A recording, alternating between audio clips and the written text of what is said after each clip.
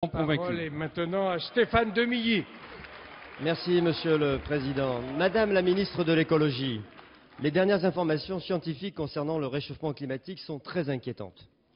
En effet, l'Agence internationale de l'énergie, l'AIE, vient d'annoncer que les émissions mondiales de CO2 ont battu tous les records en 2010, dépassant de 5% leur précédent sommet enregistré en 2008.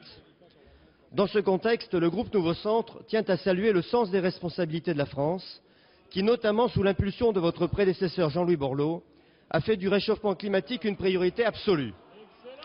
Que ce soit d'ailleurs en lançant le Grenelle de l'environnement ou encore en prenant le leadership des négociations internationales sur le climat. Face aux réticences des États-Unis, de la Chine ou encore de certains pays émergents, le sommet de Copenhague n'avait cependant permis de déboucher que sur un accord à minima. 18 mois plus tard, les chiffres rendus publics par l'AIE sonnent comme un brutal signal d'alarme face au péril climatique. Si nous n'inversons pas la tendance, notre planète risque de subir un réchauffement de 4 degrés à moyen terme, seuil au-delà duquel les scientifiques estiment que des bouleversements irréversibles se produiront. Malheureusement, nous en prenons le chemin. D'une part, la volonté des États de sortir à tout prix de la crise a fait clairement passer les préoccupations environnementales au second plan, et d'autre part, de l'aveu même de l'AIE, la remise en cause du nucléaire dans de nombreux pays, comme tout récemment l'Allemagne, risque de se traduire à court terme par davantage d'émissions de CO2 liées au gaz et liées au charbon.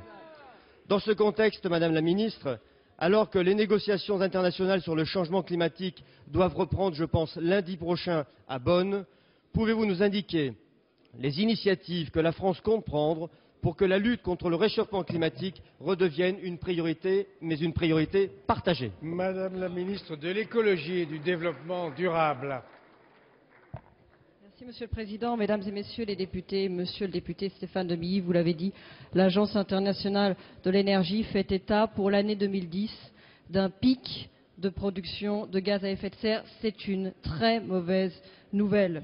Alors c'est un pic qui concerne d'abord les pays émergents, l'Inde, la Chine.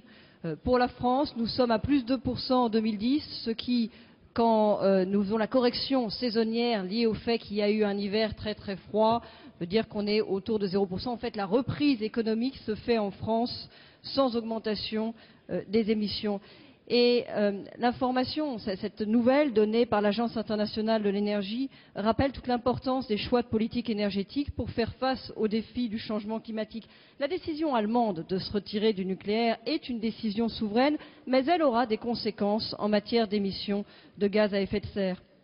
En France, nous avons fait le choix d'un mix décarboné, nucléaire, hydraulique, énergie renouvelable et surtout de la sobriété énergétique.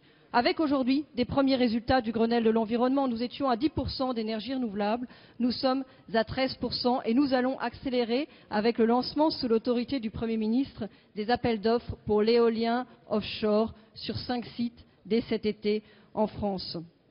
Et puis, une politique responsable, c'est aussi la sobriété énergétique avec le deuxième acte du Grenelle de l'environnement. Mais tout ça, c'est ce que nous pouvons faire au niveau national, au niveau international.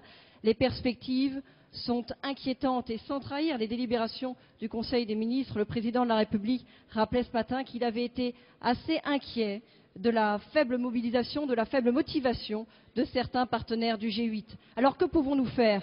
Eh bien, continuer et utiliser le G20. Le G20 avec les financements innovants. Nous avons besoin, pour débloquer les choses à Durban, de donner des perspectives financières aux pays du Sud. C'est notamment la taxe sur les transactions financières à laquelle le président de la République est très attaché et pour laquelle nous nous battons pour financer le développement vert.